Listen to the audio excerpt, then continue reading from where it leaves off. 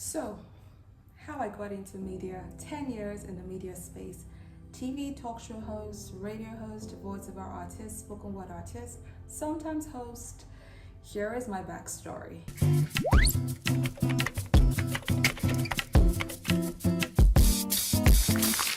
Now, as a child, one thing that I found really fun was taking newspapers and I'll read out articles, I'll read aloud in front of the mirror, and I would just, love the sound of my voice. I studied English language, and my favorite part of the language is transcription, phonetics, phonology. So I always enjoyed reading the words, going through my Cambridge dictionary, and just, you get all that. So I knew that one way or the other, I was going to find myself in the radio sector. And one thing I also found fun doing was, as a child, this rechargeable lamp, the red or wine colored one that came with the radio. That was something that at night I used to listen to Vicky 96.9 Cool FM. The Love Show by Vicky 96.9 Cool FM. I always listened to that. That was even how I started developing my playlist. I'm a lover of love songs, R&B, soul music. Yeah, I think that's where it started from. So it wasn't a shocker for my family and siblings when, I got posted, NYSC came up, and I got posted to Gombe State. Wild. But we had to go register at Benue State, and I stayed there for one night. Guys, it was hell. I didn't go to boarding house, so you understand where I'm coming from. I'm like, yo, how are you guys going? But anyways, I went to Benue State and then redeployed to Ibadan. When I got to Ibadan, people were getting their posting letters to his saying, never. And then ministries and whatnot. But I knew that I just wanted to serve at a radio TV station. I mean, I had gone to NTA, I had gone to Space FM, I think I had gone to a couple more, even if all those very deep-rooted Yoruba stations. I had been there, forget it, at Wakad. But I got my first posting letter, and it was to a school at his saying. I said, no, this cannot be me. So I then went to the local government. I don't even know if it was the Holy Spirit that led me there. I've forgotten the position he held. I spoke to him. We went to see the NYSC sports coordinator, collected my details, said he was going to speak to somebody. And, in fact, I had not gotten my posting letter then.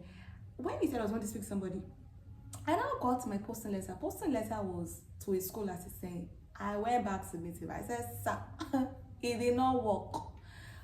His radio station, Space FM. And then he said, oh, I remember you. As God will have it, when my mates were already in their, posting centers, I've forgotten the terminologies, but in their, all that.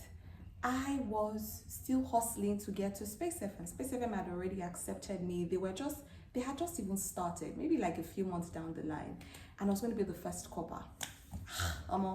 Anyways, as God will have it, 2-3 months after or less than, I got my posting letter to Space FM, and that was how we started. I went to the head of station. He's passed on now. May his soul rest in peace. And it was like, oh, fantastic. So you want to join the radio station? What did you study? I studied English. So it was just like smooth flow. And he gave me this request cards they were selling at that point. And he said, okay, you know what? You can sell this to people. I thought that was like going to be my gateway to fully, enter the system. So I went out, I said, okay, I asked him, I said, how much? I think it was about 300 or 500. And he even gave me about 5 or 6. Anyways, what I did, I took my money, they had already accepted my letter, so I had to go and submit the acceptance letter. And then I came back and I said, sir, I was able to sell the request cards. Anyways, that's how we said, fantastic. Bosu. Bumi Atekoja, that was the head of marketing. This girl will be fantastic in sales. She was able to sell all the request cards. I was weak. I said no. No. But guys, he said join marketing. We shuffle between marketing and radio. But I knew that was just lamba. I was going to be more of a marketer. Marketing was fun. Bumi Atekoja has also passed on. May her soul rest in peace. It was goals.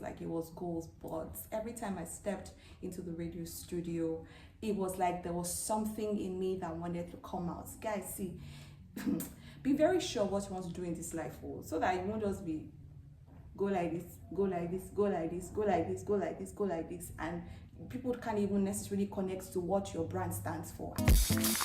One fateful night, we had sealed a deal with ShopRite, and a jingle had to go, like it was like a few minutes to 7, and jingle had to go for 7. And then they just said, who's around? Somebody's not around. Fola, then they used to call me Fola. I mean, before Faye, that's it.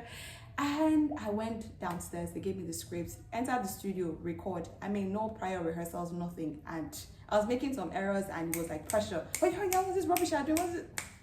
And guys, there would always be that pressure. But I stayed still. I aced it. It went at the time it was supposed to be played. And that was how it started. The CEO of the company heard the jingle and he said, why don't you have a radio show? There were some haters also. Guys, sometimes when you're good, you know that there will be some say, even when you're not good, but when you're not good, state blocks will be there. And I had, yeah. But then he said you should have a radio show, spoke to the head of radio, and then I was supposed to co-host the show with a girl, Ireti. We named it Youth Arena. Now I think about that name, I'm like, what the hell are we thinking? And then the head of radio, Mrs. Cholu, then would always want to see a script. So I would type the script on my laptop, I'll go downstairs, I'll show her, she'll make a few adjustments, this one, that one. And then what I realized was I was caged by that script. I mean, scripts are supposed to be a guide, but every time I got on radio, I felt I couldn't say stuff without looking at the scripts. Like I was literally reading it word for word. Until one day we had the children edition and we're just reminiscing on childhood memories. And I had a couple of OAPs come join us in the studio, and I just found that the conversation was flowing. Everybody was talking, and I really didn't look at the scripts. I really didn't look at my laptop. And on other episodes where we had guests coming, I just realized that, hey, you ask a question. It's the same way you're conversing with a friend of yours. It's just that it's radio and other people are listening to you. And I'm having a conversation with you guys right now, and you're responding, and through your response, another question may spring up, different from what I already have on my script. So I just have that at the back of my mind. Hey, it's a conversation. Don't think about it. Don't think too much about it. And that's how the jinx of a script was broken. When that happened, the video happened, I mean, that's how the radio show also came up. I mean, I'm like, okay, I'm an OAP, but then it's Ibadan now. So after youth service, I came to Lagos and I went for a training. Training is very important, guys. You don't know it all. You may have the flair, the passion for it, but you need to get trained. And I went to National Broadcast Academy, and it was on presentation, and I really loved it because then we used to do a lot of transcription and, I mean, phonetics, phonology. And from there, I started doing internships. Internships are super important. You may not gain that employment immediately. So go to a radio station. I want to be an intern. Then they really were not paying, but now they're paying interns. So if you're thinking of transition, don't think about it too much. Internship, you know that the goal there is to learn, to understudy certain people. You want to be better in that field, so understudy. Don't go there and say, hey, I'm like, nah, with humility. So couple of radio stations I interned. I mean, I felt like it was always going to be radio for me. But then I gained an employment at an online TV and radio firm. And guys, TV, sweet. But before, now, my experience there was, at a point it was quite embarrassing because I'd never done TV before, and it was like they needed to put out content immediately. And Amy that was still trying to sugar me into, that already made presenter. It was a struggle. Sometimes I wouldn't want to cry, like break down, like what is this gone? Like, y'all, let me breathe. But through doing it, we'll do a take today, we'll shoot some in fact, there was a time we did a particular TV show with a co-host. I think we shot 13 episodes. Over another, say, 4 or 5 months, we shot other episodes. And when I watched the episode of months back, I'm like, the growth was immense. So at that corporation, I had a talk show. The talk show just brought out a part of me that I really loved. I mean, I had some very difficult guests. Not difficult, but guests that literally won't want to speak, and then I had to find icebreakers. It also developed my skill because I'm such an introvert, but having to be in a space with one person and you have to speak for about an hour and keep it going, that's a skill you need to learn. I know a lot of people will say that when you want to get on TV, most especially, and you have the nerves, you need to picture your guest as headless chickens or or naked. I don't get where that came from. It doesn't make me laugh. I do not want to see my fellow human as a chicken or naked. Why would I want to do that? You need to affirm to yourself, you're good, I got this, I can keep a conversation going, do the rehearsals, and just keep telling yourself you can do this, you can do this, you can do this. Practice affirmations like you are good. I'm good, I'm open to learning. You should be open to learning because you don't know it all. Even people that don't know how to get on TV to host a show can teach you stuff, all right? So that happened. I had my talk show, I had my radio show. I also did a bit of digital media management, content management. Like that place was a place where I had hands-on skill on a lot of things. A lot of things, I mean, being thrown my way. And that was my first official employment, so as things were thrown at me, I just kept taking it on as a challenge. But I wouldn't advise you to do that, for how much? How much will they pay me then?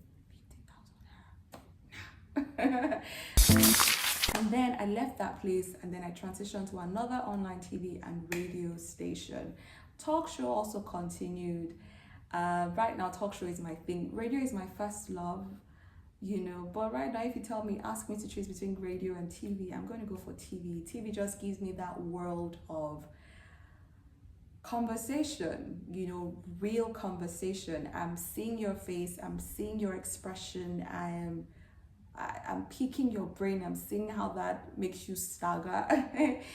So when I transitioned to the place, the online TV and radio space, it became a bit monotonous. Now that's the thing about working in a firm and you being a TV, radio host, voiceover artist. It became like the same thing I was doing every day and I became bored. And honestly, at that point, I wasn't thinking about building my brand. I was more about, I'm working in this firm, I'm here to build their brand. So I wasn't thinking of, I can get my own clients for voiceovers, host and the likes. And that's a mistake that most people do.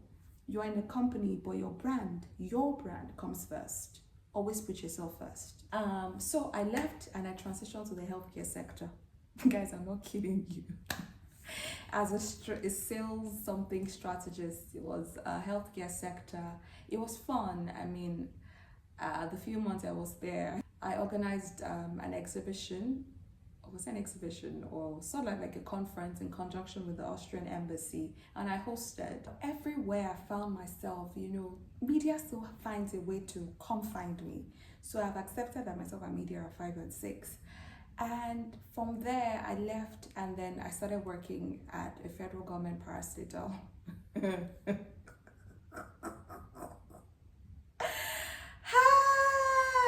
I've sojourned. What an experience. Guys, apart from physical employment, I've also done being a transcriptionist, being a virtual assistant. I've done a couple of all that, but that's the thing. When you know what you want to do, you just go for it. And I mean, for those who are very sensitive to spiritual stuff, when I was a teenager, one of my pastors also had this revelation about me, that he saw me, on the couch having conversations with people. It just connected the dots. And I just went for it.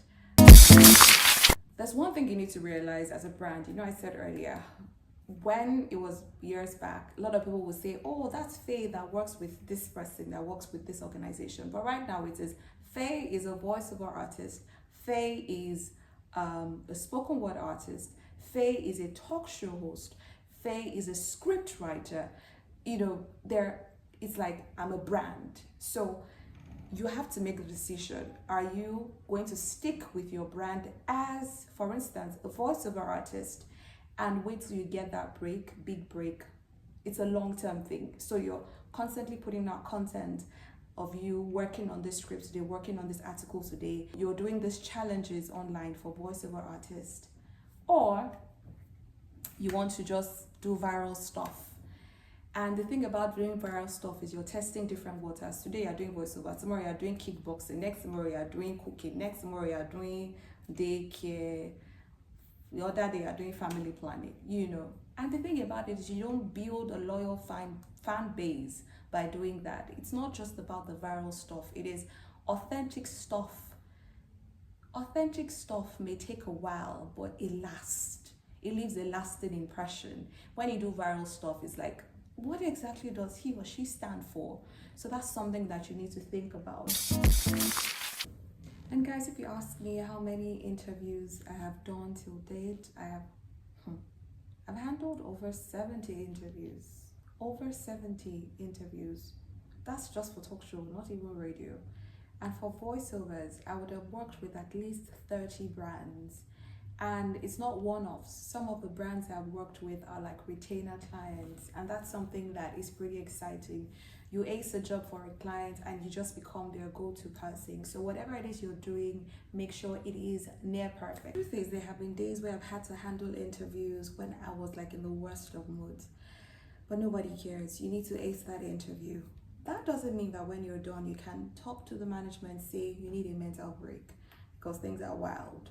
So if you must go for a break, you can, communicate accordingly. But most times you just need to ace that interview, ace that newscasting, whatever it is. As long as you're on air, you need to bring your A game on. See, once you have that conviction that this is what you want to do, just stick to that conviction. Stick to it, because there will be hearsays even from family, friends, and whatnot. Just go for it. Be hungry for it, and pray that you find a helper. In my case, it was the CEO who heard the jingle and said, oh, you should have a radio show.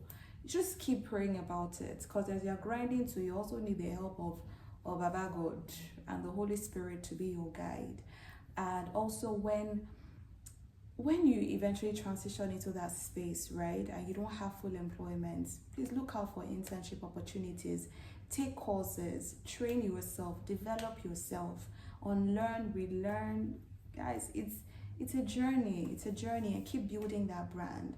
Be known for 1, 2, 3 things, but make sure that those things are kind of intertwined. It's not today, doctor, tomorrow, cook, next tomorrow, teacher. No, right now, voiceover, spoken word artistry, they're very intertwined. Talk show, radio, voiceovers, it's my voice that I'm selling. So find 1, 2 things and sell them and stick to it. So I really would like you to share your story. Do you have a similar story?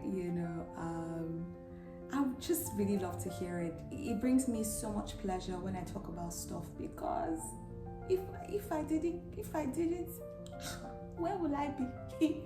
If not for the people that God sent along my way, and if not for me being hungry to chase my goals, where would I be? I am grateful for where I am, and there are a couple of things that I still am yet to achieve. But with time, in time. So I'm going to be ending the video right now. Share your stories with me. Tell me which of the aspects of my stories resonates with you, and yeah, definitely. Thank you so much for watching. It is bye for now. Radio TV Faydessa. Bye.